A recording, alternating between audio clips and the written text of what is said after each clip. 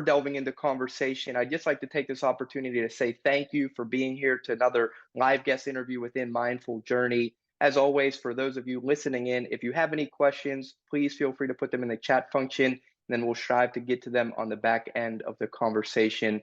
We've been so fortunate to have a number of amazing guests join us for these conversations, and our guest today, Bob Delaney, is certainly no exception. I've had the great fortune of hearing Bob talk a few times in person now and have known him for a few years. And beyond his value that he provides in his delivery, he has a sincere and authentic desire to help people, which I trust and hope that you'll feel from him today. Many of you have likely seen his bio in advance, and if you're listening to this on demand, you'll probably see it. But I do want to just highlight a few things about his story. He is unique in that he's had a lot of success from society's standpoint across varying disciplines, both as a 14-year state trooper with the New Jersey State Police, then as a basketball official where he rose to the highest ranks in the National Basketball Association, where he refereed for just over 25 years, if I recall. And after that span, he became a senior vice president, director of referee ops, where he led the officiating world within the NBA. And in all of that time and now post-referee life, he has continued to operate as the president of Delaney Consultants, where he travels the globe helping organizations and individuals alike navigate traumatic experiences and just instilling hope and inspiration and encouragement to people across varying walks of life. He's an author of 3 books. His most recent one, Heroes Are Human, I've admittedly not had a chance to read. His second one, though, Surviving the Shadows, is a very inspiring read. It just gives, it's a book really centered around hope, a journey into post-traumatic stress. Then his first book, which was Covert, Infiltrating the Mob, talked about his experiences going undercover for a few years with the New Jersey State Police. With all of that being said, I know I've given you a lot. There's more I could share, but Bob, thank you for being here, and thanks so much for joining us today. Good being with you, Adam, and your entire audience. Thank you. Would you mind sharing just a high-level overview of your career leading up until now? You know, what led you into the New Jersey State Police, then officiating, and kind of give us an inside look into your work as it stands now. Yeah, I played ball at the high school and college level, played at New Jersey City University. And in my junior year, I had the realization that the NBA would not be calling. And so I became more realistic about my future. And the New Jersey State Police had not given a test for over 2 years. And so I knew if I waited, I could possibly miss a window of opportunity. So I left in my senior year. I told the players in the NBA, I was like them, I came out early too, except for a job with the New Jersey State Police, not a big NBA contract. And my father was a trooper. I never viewed myself as going into law enforcement, but later in, like my college years, I started thinking about service. So that drew me to the New Jersey State Police. I was on the job for about a year, and they tapped me to do a long-term undercover job. They told me it was going to be 6 months. It became 3 years of my life. And I became another person, deep cover, not going home at night, becoming part of and infiltrating the Genovese and Bruno crime families. And that led me in the path of post-traumatic stress, because I experienced that after I surfaced, and I became a student. And the only thing that made sense to me was that basketball was such a big part of my life that the court was calling me back, and it was providing an inner peace. Yet I couldn't play anymore. So I started refereeing. And one thing led to another, and that opened the door for a 25-year career, as you said, in the NBA, and then 5 years on the management side. So, but parallel to all that going on, I constantly stayed on the path of working in the area of post-traumatic stress, resiliency, understanding self-care, and how that helps us all in our healing process. And I'm a big believer in peer-to-peer conversations. I used to call it peer-to-peer therapy, but I try to take away every medical sounding term when having this conversation, because from my view, we have over-medicalized it and we scare people away from having the conversation. And Adam, I would hasten to add, please not for anyone to interpret I'm saying we don't need the medical side of the house. We do. We have tremendous resources. We just have to learn and figure out how to build bigger and stronger bridges. And bridges are built from both sides. So it's not only those that need the resources. In speaking to the docs and therapists, they have to remind them that they have to meet folks where they are. And at times it can become intimidating when they start speaking about it in medical jargon. And so those are areas I think that are important for us to keep in mind. I love what you said about the intentionality of, the non-therapy verbiage, and kudos to you for also recognizing the importance of medicine, because there is a place for it, but there is power in words. And that's one of the things that we're striving to do in Mindful Journey, is to destigmatize mental health, because for so long there's been this stigma associated with the fact that if I, say that I've got something going on in my headspace, people may judge me, they may think I'm incompetent. And so what you said resonates deeply with me. I'd love to learn a little bit more, because you talk about it in Surviving the Shadows. In fact, I think you shared an experience when you went to Iraq and we're talking with two of the generals about, peer-to-peer support, exactly what you're saying. Could you help us understand what that looks like in layman's terms, Bob? And some of the successes that you've seen through your experiences where people have healed and found hope through their trauma. Yeah, if I could back it up a little. So when I surfaced from doing the undercover work, I stayed in the state police for another 10 years after that, before I went into the NBA. And I was going through tough times after, but I was, the uniform that you wear, you think you can leap tall buildings in a single bound. I could handle anything. And I didn't want to verbalize what I was personally feeling, but some folks saw things going on inside of me, and they were helpful in getting me. But it wasn't until Louis Freeh, who was an FBI agent at the time, became the 15th director of the Bureau, introduced me to Joe Pistone. And Joe Pistone is a guy that you may know as Donnie Brasco. And Joe worked undercover as well. And when I spoke with him and I read his body language and I heard his words, I understood he got what I was going through. And that was my first introduction to peer-to-peer conversation. Peer-to-peer has to take place with someone who has gone through a similar experience. And I choose, just as you said, those words have to be chosen carefully. Similar experience doesn't mean it's the same experience. And those are important areas for the conversations to take place. And so I would get calls from police departments, and after it was known that I was speaking in this space. And after having been to Iraq and Afghanistan on numerous occasions, after the military had tapped me and understood the work that I was doing, General Odierno, who was the chief of staff of the Army, said it best. He said, "You're an undercover guy who goes in the NBA, and then you talk about post-traumatic stress. They're going to listen to you, because you have a hook to have the conversation, and you're having it in layman's terms." So you have to study and have all the knowledge. So I've been a student at the Harvard Global Mental Health Trauma Recovery. I've presented there now. Dr. Malika is a mentor. He's the director. And he has a very simple statement. He said that trauma is inescapable in life. And what a powerful statement. We are all susceptible to trauma. And we cannot become judgmental about it. And that's not me to you, Adam, or Adam to me. That's judgmental within ourselves. But you think about how often we do that. We say someone else is going through something worse. I can handle it. It's not that bad. We minimize what we experience. It's actually a defense mechanism going on inside of ourselves with the traumas that we do experience. And it was really underlined to me when I did work on the pile after 9/11, because the cops were saying, "Don't worry about us. The firefighters went through worse." So they were minimizing what they experienced.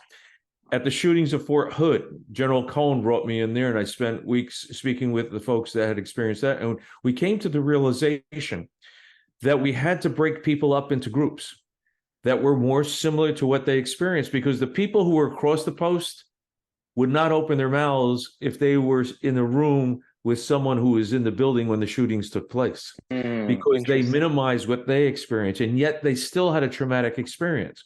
So underlining and finding ways to allow this to take place. I love that you call this mindful journey, because I do not call it mental illness.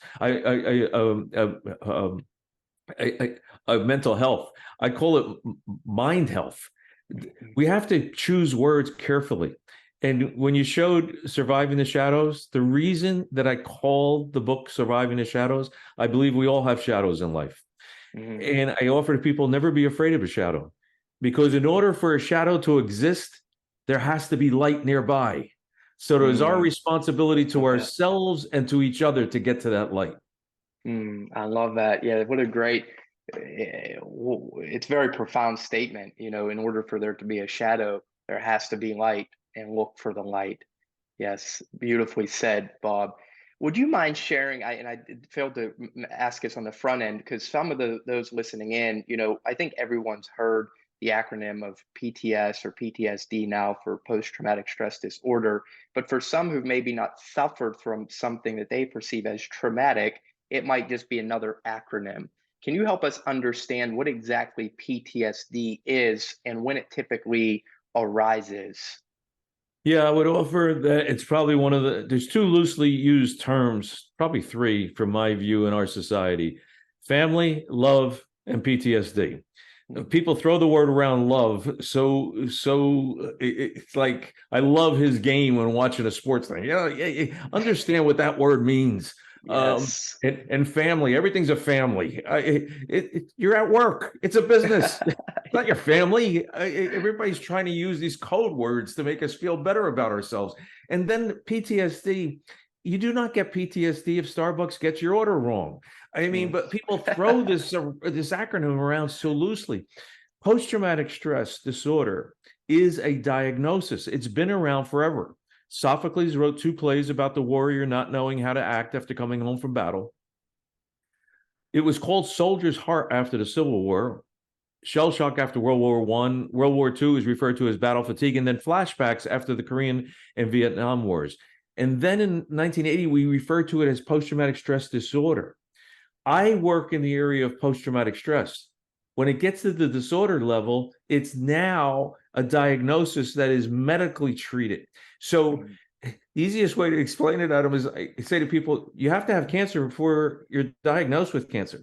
So we have to know that there's post-traumatic stress before there's post-traumatic stress disorder.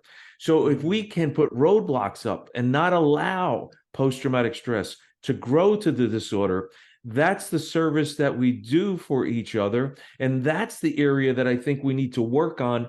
And in your words, normalize this conversation so that we do not allow it to grow to the disorder level. I like to think of PTSD as post-traumatic stress development. I think there's resiliency that comes. You can have post-traumatic growth, PTG. There's different ways to look at this versus seeing it as doom and gloom and seeing it in a negative response.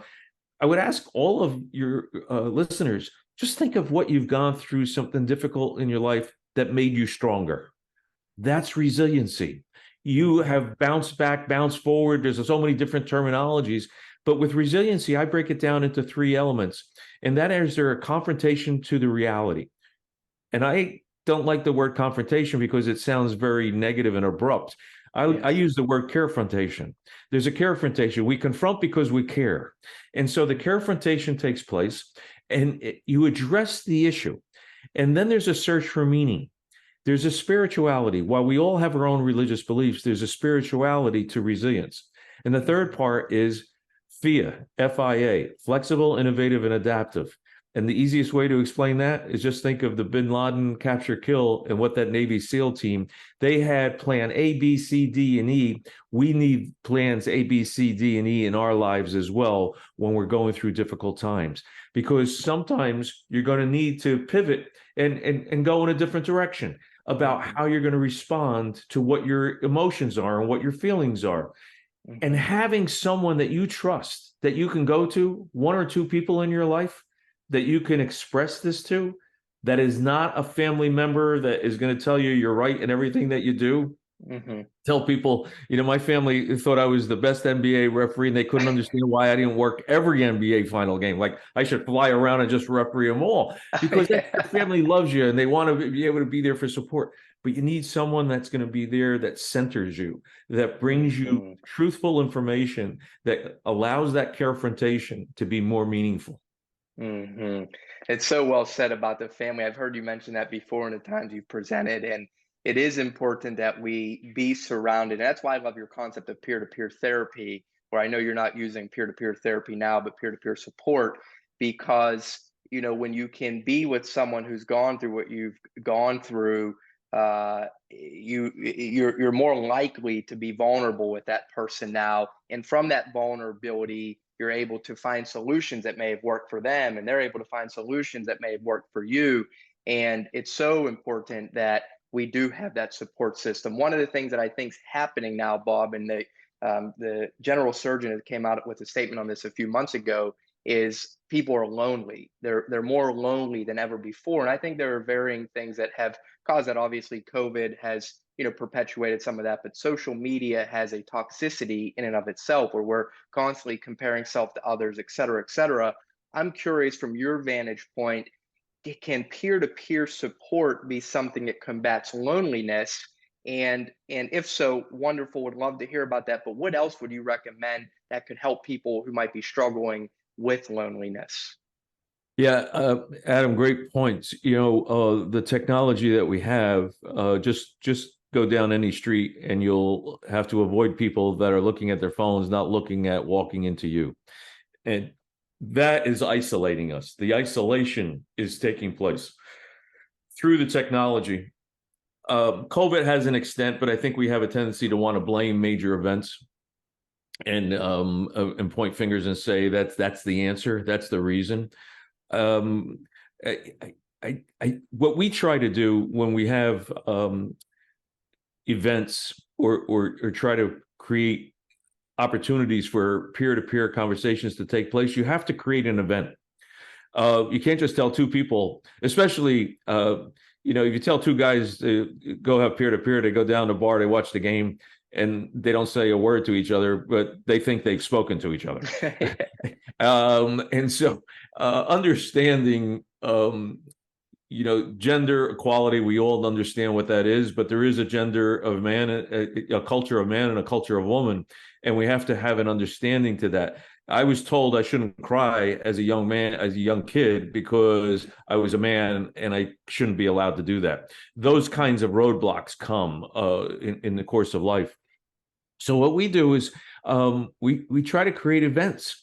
We have vets on deck with military members learning how to sail boats.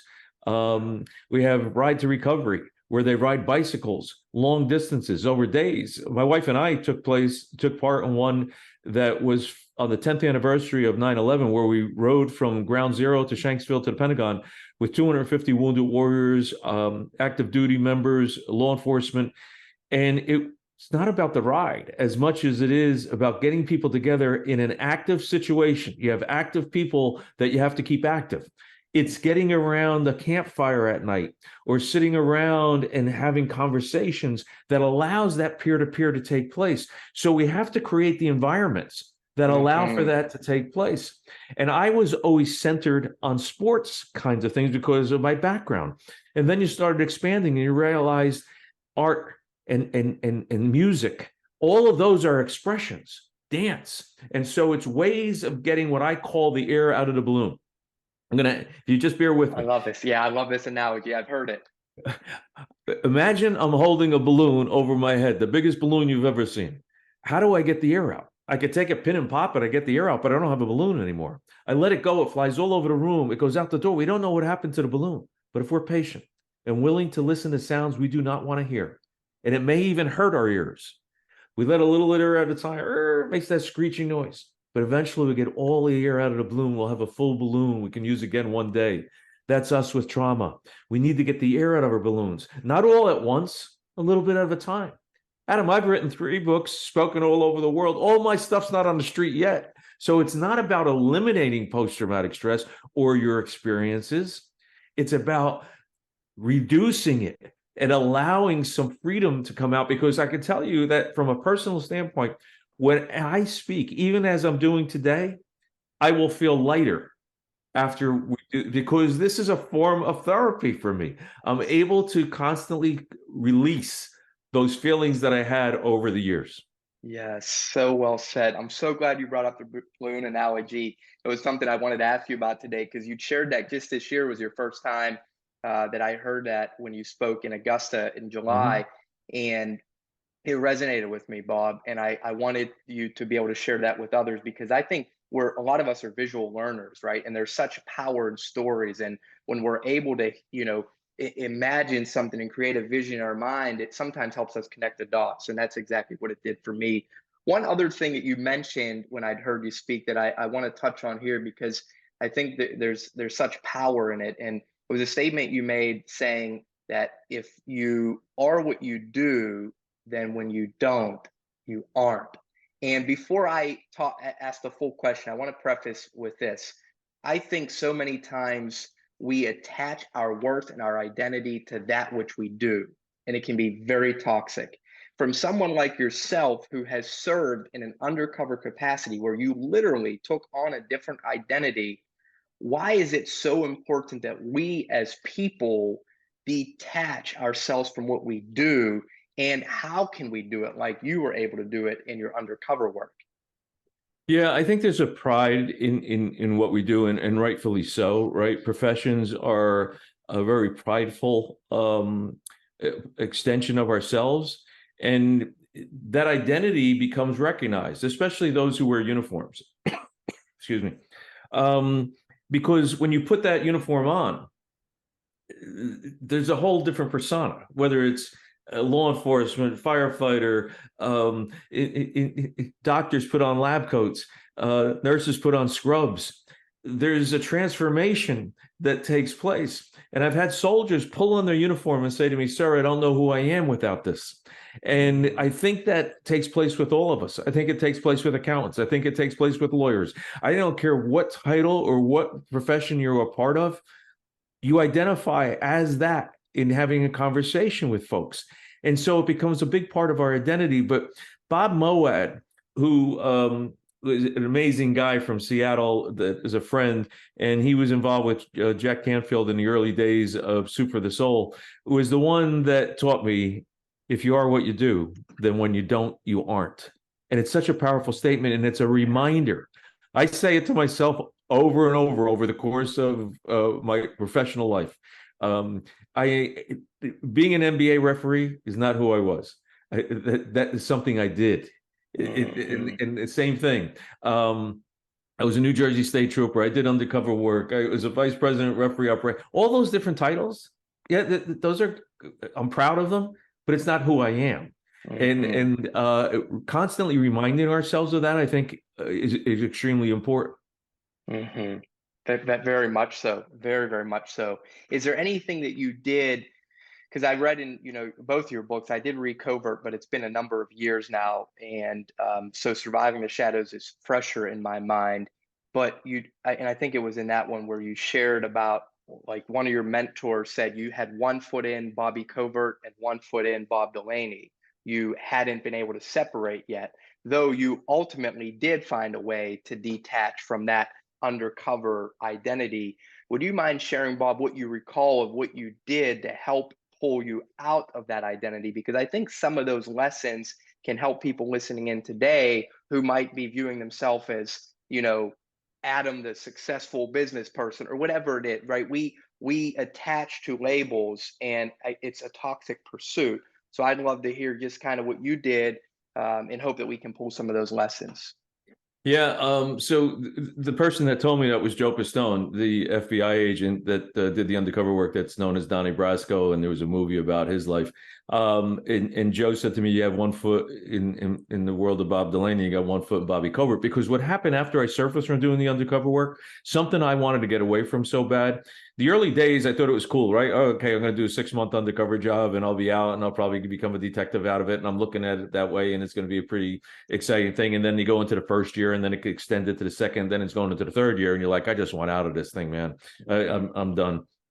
But after I surfaced, for something I wanted to get away from so bad, I I started dressing like Bobby Covert. That was my undercover name. And I wasn't trying to be cute or funny with the last name Covert for an undercover guy, but I took on the identity of a child that died at birth. Robert Allen Covert actually died at birth. And if you go to the birth records and death records are not cross-indexed in our country. And so that's how you develop a persona for an undercover. Anyway, so these feelings that were going on inside of me, I'm like, like, I want to be back to being Bob Delaney, but everything was going back, and I would be going in to testify in grand juries, and I'd have a leather coat on and chains around my neck, and I'm wearing my pinky rings and doing the whole Bobby Covert thing. And the prosecutor's like, we can't put you on a stand. You look more like them than them. And so it's like you're going through all this process. And one of the ways for visual learning, I'll offer this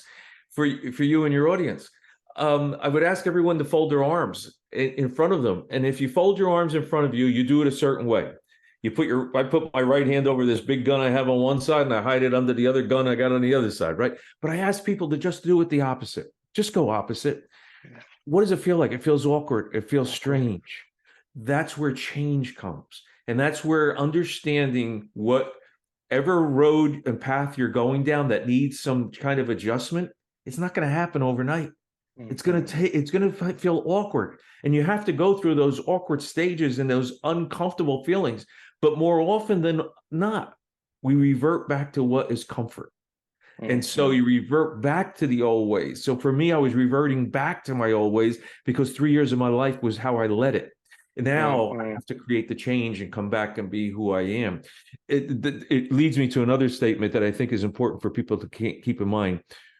It's important for all of us to learn how to become comfortable in the uncomfortable. That's where honesty comes from. And that's where true feelings and the conversation that you know that you are avoiding with someone is the one you need to have. Yes. Become comfortable with the uncomfortable. Such power in that, for sure. What was it like, Bob, being in those uncomfortable environments when you were operating undercover? What was that really like? Can you give us a raw inside look into the feelings that you had when you would go home at night, if you were going home? What was undercover world like? Yeah, going home was going to the undercover apartment. So I lived in the community, and my world became the people that I infiltrated. And there's a whole long story about how that takes place, and it takes time. But you're constantly living in fear. You're afraid that you're going to be found wearing a wire. I did over 300 recordings wearing a body wire. Our trucking company was wired. I had a briefcase that was wired. All kinds of ways to be able to get electronic surveillance into places. But you also know if you get caught with that, you're going to be seen as an informant. And in that world, informants die. So you have that process going on inside of you, and you're constantly living a lie. I'm actually involved that will come out in the fall, Collective Trauma Summit 2023. Thomas Jubel has brought me on, and he and I have had conversations that about what lying does to us. He does a lot of work with attunement, being attuned within ourselves and with others, and how this lying disrupts that. And lying is something that I'm not going to say all of us do, but some of us have over the course of our lives. And think about how one lie leads to another, and how it disrupts that inner peace that you have within you. I think it's important for us to recognize those kinds of things. And I have an example because I led a life of 3 years of lying. So we're able to look inside and say, what were those emotions like? And then what were the skills that I developed undercover that I carried over into my life to this day? It's very difficult for me to sit in a restaurant and have a direct conversation and stay in the moment with the person sitting across from me because I'm listening to the other table. That's what I was trained to do. I was constantly listening to everybody else or gathering intelligence and gathering information. That I became very good at ingratiating people and making them feel comfortable. And so at times people think that I'm a better friend than I actually am. And because those are techniques that I kind of mastered during that undercover phase of my life. And I think they've seeped in and even all these years later are still part of what I've experienced. So think of those traumatic experiences that people on this that are listening in now have experienced. They have an impact on your life, and not saying we have to change it, but awareness to it and how it may hinder our own personal relationships is what's important. Definitely. Go ahead. Sorry. No, I was just going to say we are fascinating. Human beings are fascinating, really, and I would offer to everyone that I'm pretty sure there's no TV in heaven. We are God's entertainment down here. Yes, very true. Humans are so complex, and there's no psychiatrist, psychologist, anyone who's going to have all the answers. There's always new research coming out, because just when you think you've narrowed in on, what are the attributes of serial killers, or what are the attributes of high performers, et cetera, there's always more to be found, because our brain's physiology it's evolving as we're getting more exposure, right, to things like social media and all the stimuli in our world. But before I get too sidetracked with that, there was something you said in that statement that resonated about just the importance of telling the truth.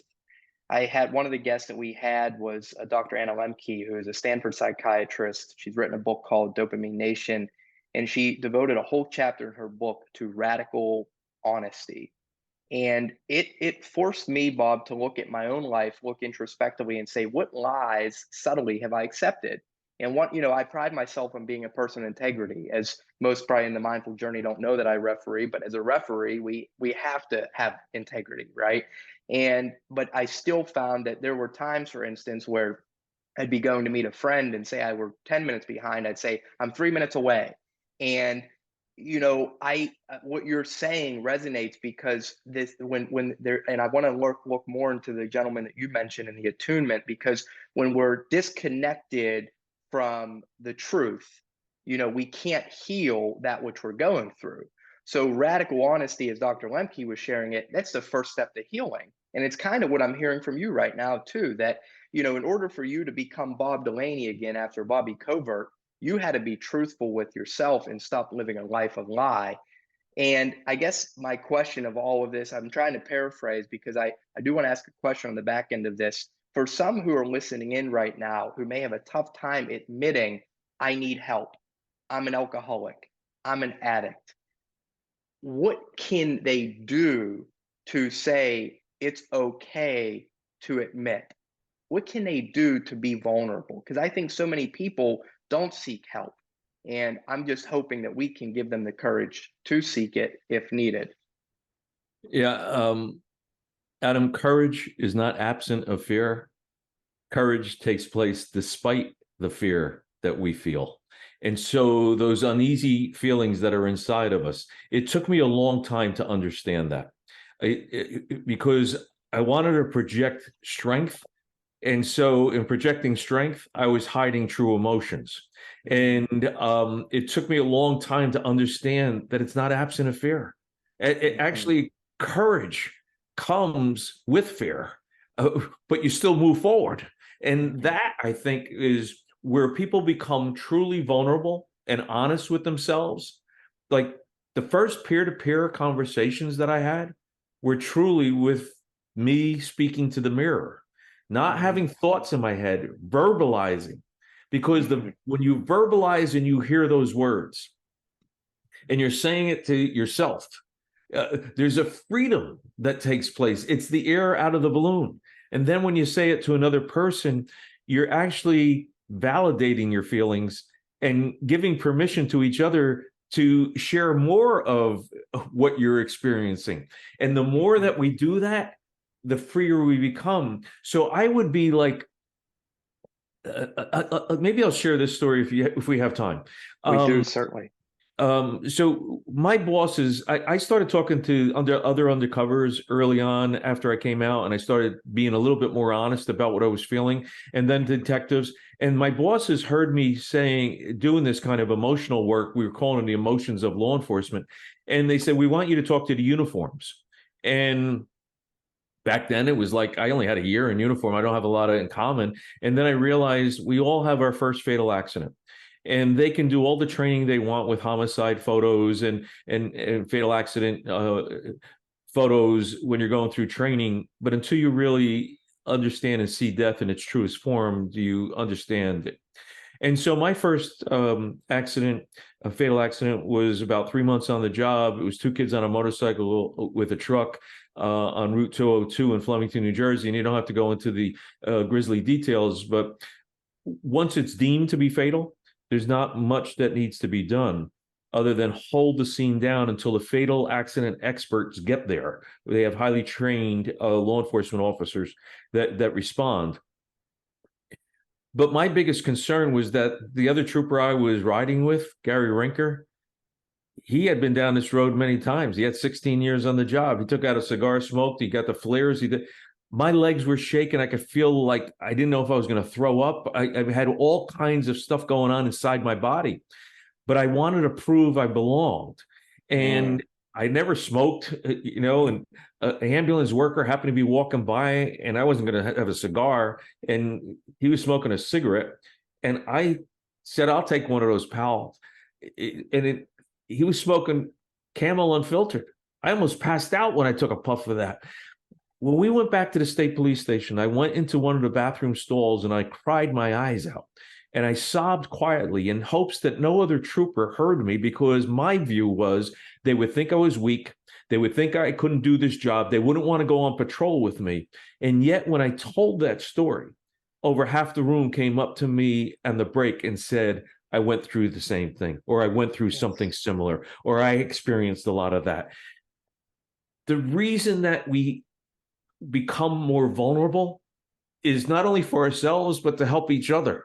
And it's amazing when you say you've experienced something, how many times someone will say, "Yeah, I kind of did the same as well." We're not alone. We're not alone. We're not on an island. And I think that when we come to that realization, it's an easier way to experience and allow ourselves to be vulnerable. Very, very well said, Bob. Gosh, I love your vulnerability right now to us, because I think specifically for men, I'm going to pinpoint us.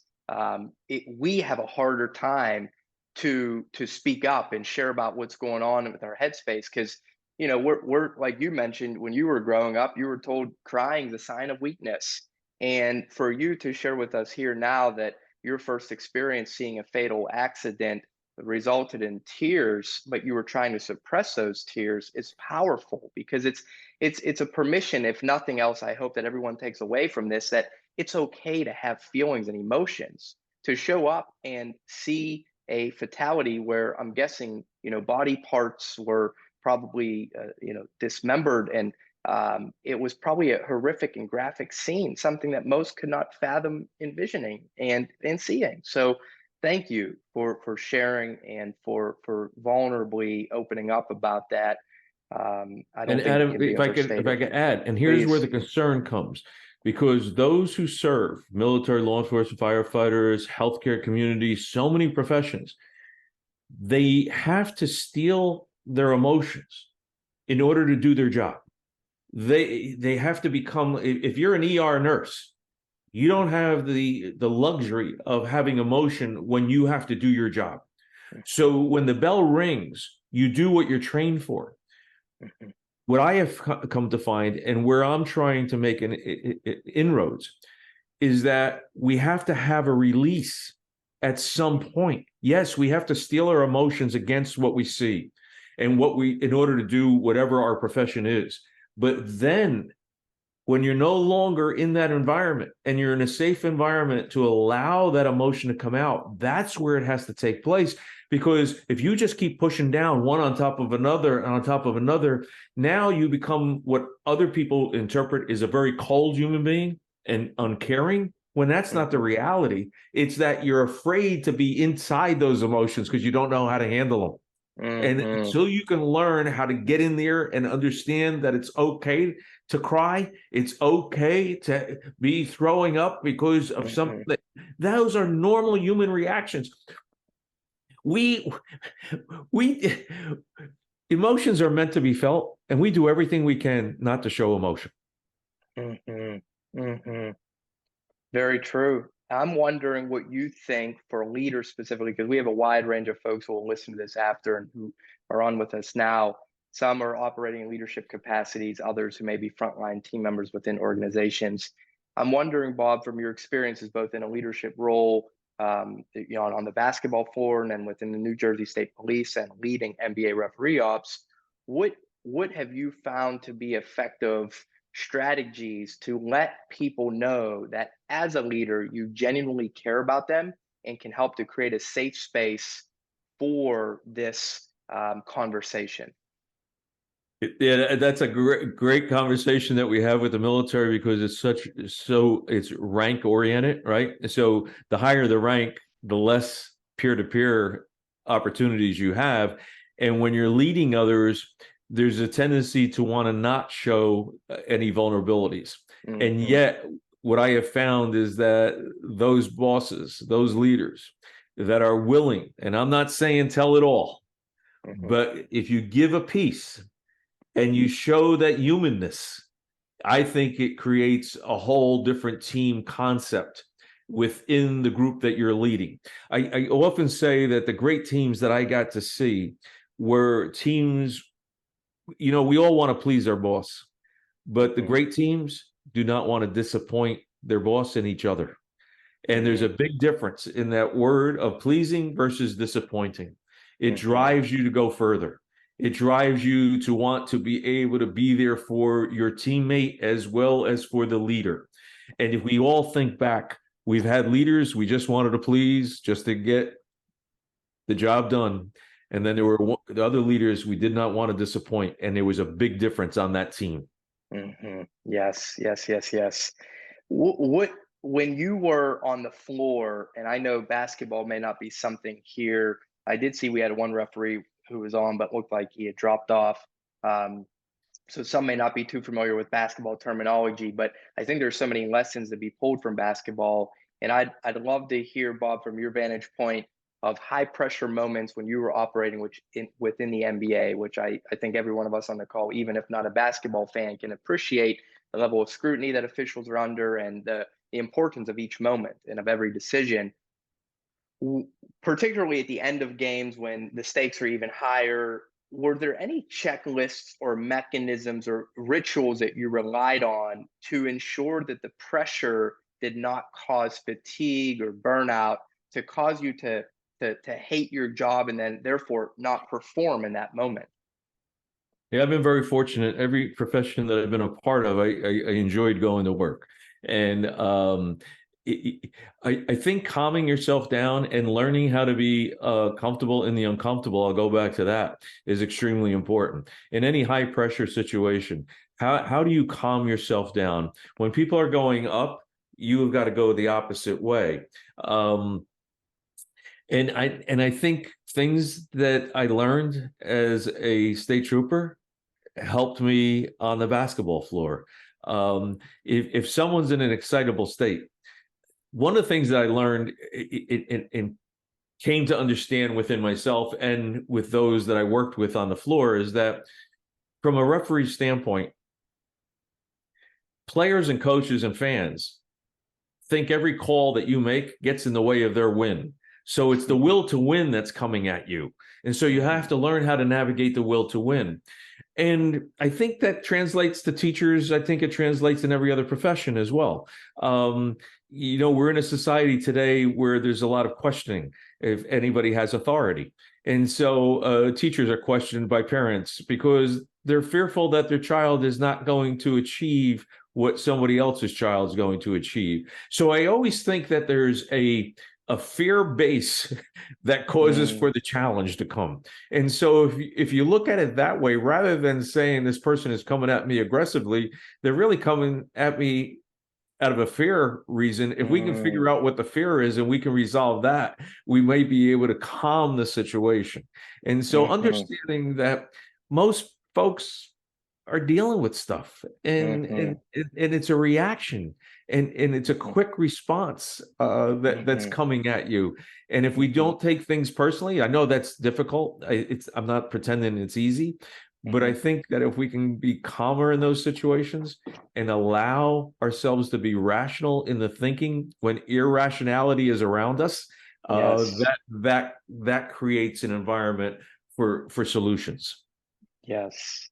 As it relates to fear, I'd like to go back to your undercover work because I'm super intrigued by, how you're able to navigate these moments after going undercover and now operating in a role where you're somewhat of a public figure. And if memory serves me, there was a story that stood out from Covert at the very beginning of the book. And again, it's been a number of years since I've read it. Actually got it from Stripes University, if you remember that camp with Mm-hmm. Matt Bowen. And I went to Yes. that, I think, in 2011. For those listening, this is just basketball terminology. Sorry for the aside, but um, I remember you had an experience, I believe, in Phoenix where you were refereeing a game and somebody's calling out your undercover name and you were fearful. I can only imagine you had multiple encounters like that throughout the course of your officiating.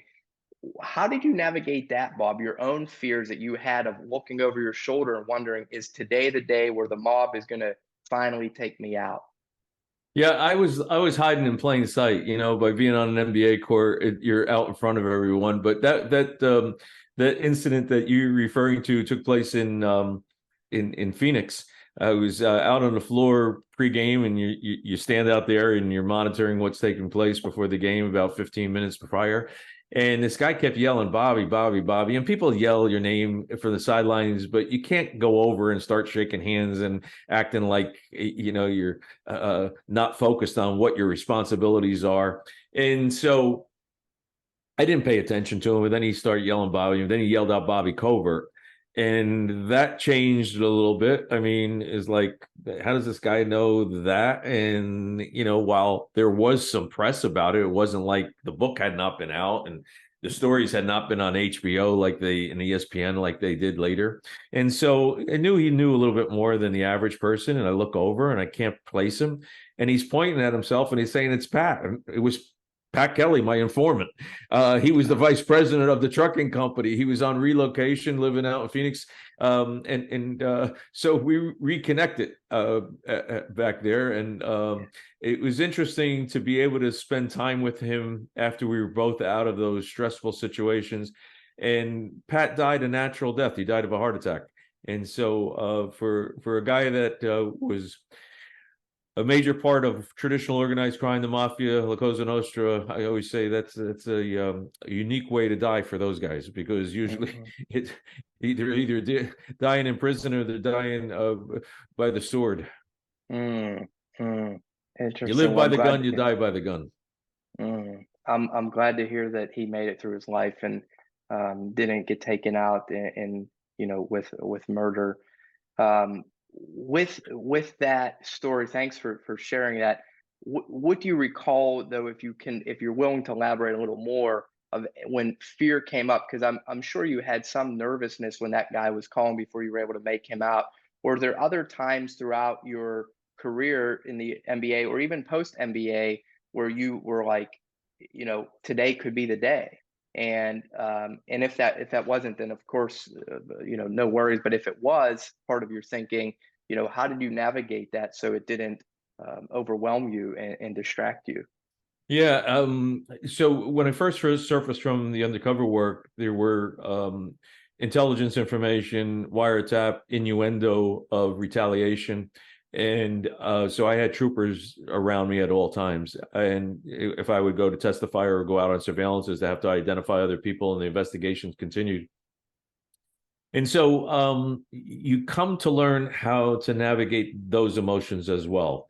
It's you're constantly aware, but you have to make a decision that I'm going to move forward and live my life. And the easiest way to describe this is to think about those of us who experienced 9/11 and what that feeling was afterwards. Very apprehensive. Where we're going to go into, and even today, with the amount of shootings in public places at schools, how we're so much more aware of everything in our surroundings and how we think things out prior to. I've been doing that since 1978. And so that's been part of my life. My family has an understanding to that. We still get intelligence information from the FBI and New Jersey State Police to this day. Most of the people that I was involved with have died or in prison to this day. Not just on the job that I did. After they came out, they got arrested again and were put away. So you constantly are aware, but you have to make a decision at some point that I'm going to live my life. And I think that analogy to 9/11, if we all would have stayed in our houses, never got on a plane again, and never did anything, bin Laden would have won. And if I would have done that, the bad guys would have won. And what I've come to learn, Adam, is that undercover job, while it was about putting away bad guys, it was an experience that I went through that allows me to help a lot of good people understand what they're experiencing today. And I think a word that would be important for us all to keep in mind is shame. I think shame and embarrassment causes for us not to move forward at times and not be honest with ourselves. We're ashamed of some of the feelings that we're having, so we don't verbalize or share them with someone else. I experienced that. I was ashamed and embarrassed because people were giving me awards telling me I was this tough guy, that I was doing heroic work. And yet I knew how I felt when I was doing it. And so you feel conflicted. And I also knew I was no hero, man. I was a guy that got assigned to a job, and then I was so deep in, I had to keep moving forward. And I would tell people, you're telling me I'm a tough guy and a hero? Well, you don't see me walking around my house at 3 o'clock in the morning with my gun out, pushing shower curtains back because I'm afraid they're coming to get me. The paranoia that was going on inside of me. Those kinds of feelings were what I was experiencing. And being honest about them gives me freedom rather than allowing them to keep me imprisoned. Yes. It comes back to honesty. I love that that's resurfaced because it's a recurring theme, I think, in the latter part of our conversation now, of just the importance of, there's so much more, Bob, that I want to talk with you about. And I might have to do one of these with you in another year or so, because you've got so much wisdom to share from your experiences. But I want to be cognizant of our time. If time still permits for you, maybe about 5 or 6 more minutes. Sure. Of just because there are a few questions I ask of every guest. And one of them, the intention behind it is to go back to what we talked about on the front end, is to normalize the tough stuff.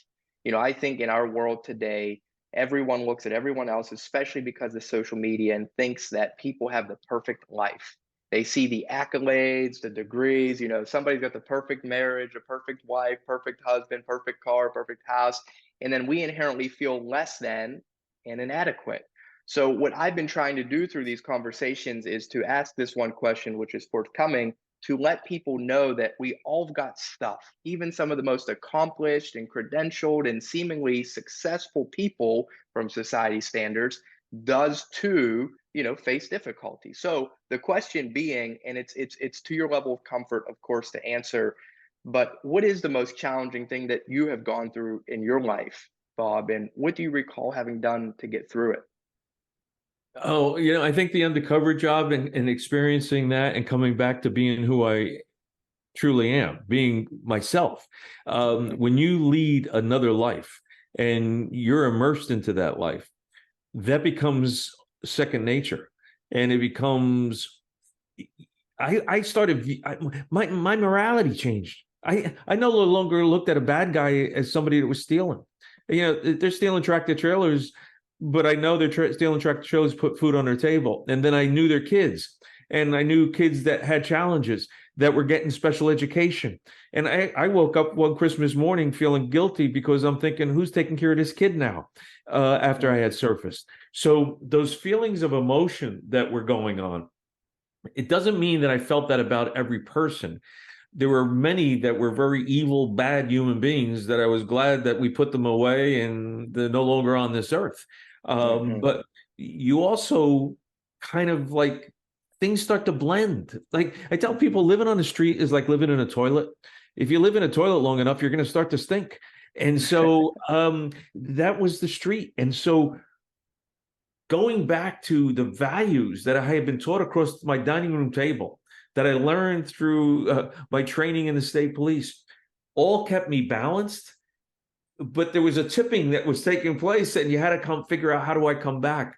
And then put yourself into relationships with other human beings, either as personal relationships of marriage or friendships, and not be utilizing the techniques, as I described earlier, of just trying to ingratiate yourself and just trying to make believe things are okay. And so all of those things, I think, were extremely difficult. And then the work that I do now, I have to monitor myself, and my wife is very good. Billy is excellent. When you do this kind of work, you get hit with emotional shrapnel. You're taking on the emotions of what others are experiencing. And when I spend time with the men and women who serve us in the military, and see and understand what they've experienced during their tours of Iraq and Afghanistan, even with Vietnam vets, it becomes very difficult, because you're taking on what others are experiencing, and you're trying to figure out, how can I help them? And this is not a 10-step plan with dealing with post-traumatic stress. It's invisible wounds, and not all wounds bleed. And invisible wounds may cut as deep as the wounds we do see. And trying to figure out how to heal those wounds can become overwhelming at times. And if you allow yourself to take on other people's emotional shrapnel and not remove yourself from that, you're going to get so tipped. You're going to start going back into your own stuff. So keeping that balance is, I think, a difficult thing for me, even to this day. That's very, very true. Definitely. I'm hearing from you. It kind of leads me into another question about positivity, because as you're saying this, I've got like 10 questions coming up. While I'm like, gosh, I want to go this way with the conversation. But you mentioned in our officiating clinic this past summer how important it is for us to double down on the positive. You're the first guy in officiating I've ever heard say this, and I'm grateful to you for it, because we're taught and trained, at least from when I started, that, look at your tape and see all the mistakes you made, and of course we need to learn and reflect, but you said, rather than chasing the 8%, focus in on what you've done well. Could you share with our attendees, and maybe again, if we can use some non-basketball lingo so it can be applicable to their life, why is it so important we double down on the positive? What does it do for us? Yeah, just to explain it. So when I speak with officials, and I started doing this when I was in the vice president position, director of officials for the NBA, we get so much data. We were being told that when referees make calls, that they're 92% correct. And so that means 8%. And just to what you said, Adam, I was trained the same way. Referees were all going and looking at trying to figure out what play did I miss? And my concern was, if we go chase that 8%, we're going to lose a portion of the 92%. So we need to reinforce what we do well. So I believe there's a why and a how in every profession. Why did we get something right, and how can we repeat it? And I think that's the first thing we need to go to. Then go to, why did we make a mistake, and how can we adjust to be able to move the bar? There is no perfection in this world.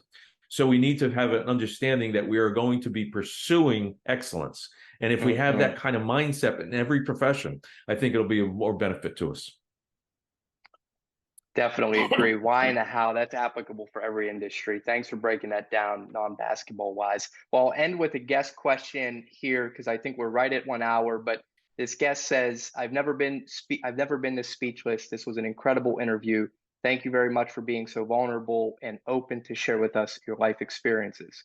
How do you recommend a person that's looking to start a business, new career, new projects, etc., handle the fear that comes with every step? Any psychological framework we can reference to keep going forward?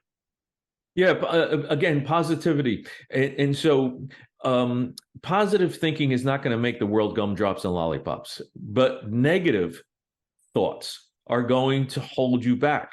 So one of the things that I offer to referees or different groups, any teams that I work with, you got to put ant traps up, ant traps everywhere. ANTS, automatic negative thoughts. We got to get rid of them. We get the automatic negative thoughts out of our process. Get rid of those words, I can't or I shouldn't. Try. Yes. If you have in your feeling that you want to start a business and you want to pursue it, and all things are not going to put your family in jeopardy financially, then pursue it. And what is it that's holding you back other than yourself? And allow yourself that freedom to follow your goals. You know, we all want to be, you know, like I say to people, you have to be realistic. Like I wanted to be an astronaut, but I'm afraid of heights. So that's not going to work out. So you have to be realistic about what you're approaching. Yes, yes. The ANTREP, I've not heard that, Bob, before, either from you or elsewhere. And that's another good acronym I think we can all utilize, automatic negative thoughts, because you know, we sometimes make this life thing a lot more complex than it has to be. You know, it's simple, but it ain't easy, right?